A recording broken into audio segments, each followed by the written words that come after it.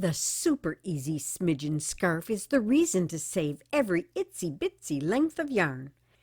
Making smidgen yarn is so much fun, the kids will want to be involved in the process.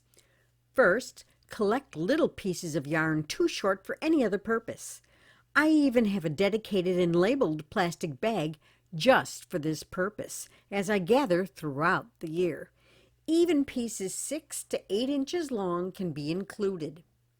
Second, when you have about 6 to 8 ounces saved up, randomly arrange the colors and tie the ends together.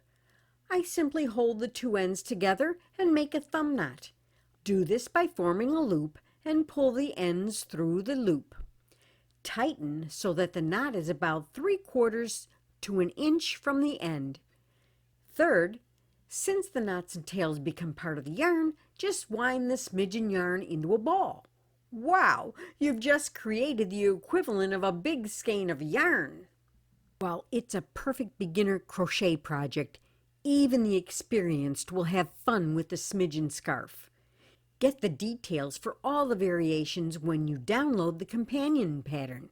It's free when you follow the instructions in the video description below. Form a slip knot to start. Leave the yarn tail at least 2 inches longer than the intended fringe. By doing so, it can later be knotted right into the fringe. Then, chain 23 for the medium-sized scarf. It will be about 7 inches wide.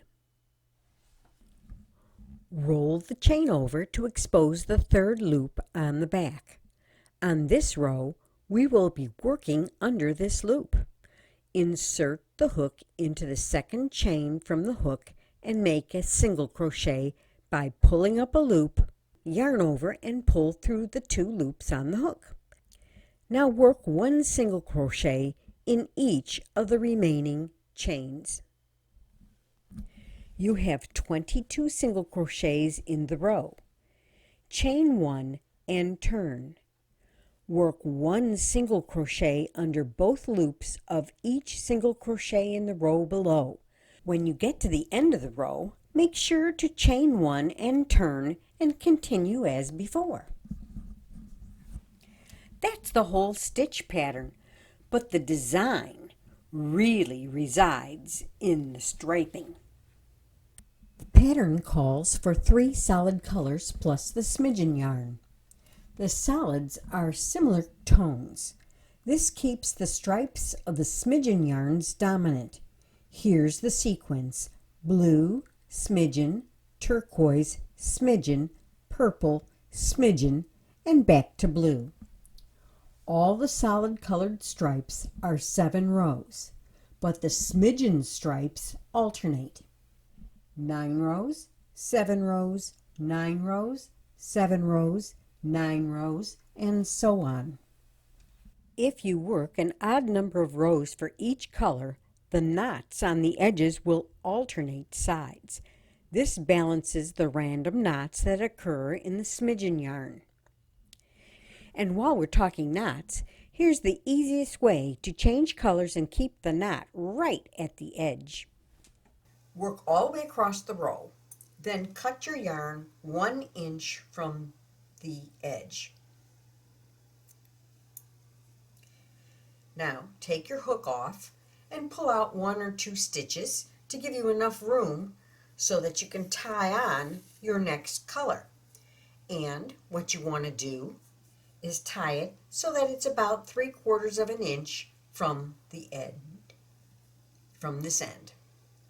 So we're going to, okay, and tighten her up. Then return to here and then work the last 2 stitches of the row,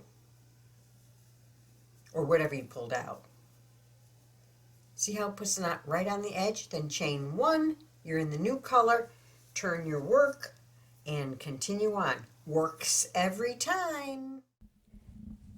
Now keep going until you reach the desired length. Keep in mind you want to stay in the sequence and end with the first color used, which is blue. But as the scarf grows, you may find yourself with a twisted mess. Here's the solution. Roll it up and pin it with a long stitch holder. It's that simple. Wrap the yarn around a piece of cardboard about 2 inches longer than the desired length of the fringe. Make sure to only cut the loops open on one side. The extra couple of inches allows for knotting and trimming, but it also compensates for the shrinkage caused by unintentionally winding the yarn too tightly around the cardboard. To attach the fringe, insert the crochet hook through a stitch on the first row of the scarf. Hold 2 or 3 strands together and fold in half. Using the crochet hook, pull the center of the fringe through the stitch to form a loop. Then pull the ends of the fringe through that loop to knot. To trim the fringe perfectly every time, use a cardboard guide. Just hold the knot off to one side and trim at the other. If you haven't already, go ahead and trim the little smidgen ends to about 3/4 of an inch to an inch. I hope you enjoyed this quick, economical, and fun project. Please take a moment to subscribe and ring the bell to receive notifications of upcoming videos. Happy crocheting!